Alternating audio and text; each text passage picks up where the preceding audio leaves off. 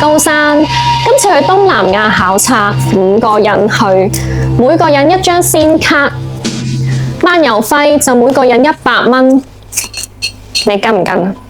師傅，5個人500蚊一日，好重皮啊！公司會殺咗我哋㗎。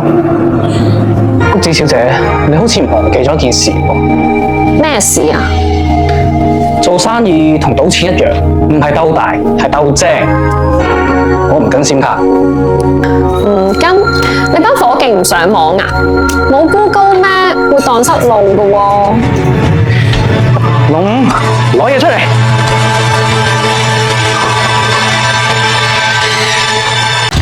各位觀眾，5部機。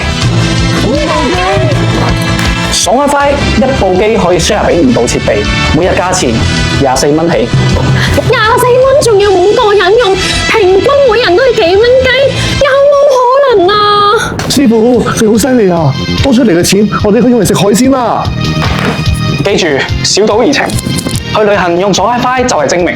我哋機場取又得，去觀塘交收又得。谷子小姐，你已經輸咗啦！你好嘢，講正啊，我都想收啊。唔使晒啦，一張單9.5個人，爽 WiFi 精明旅行由此起步。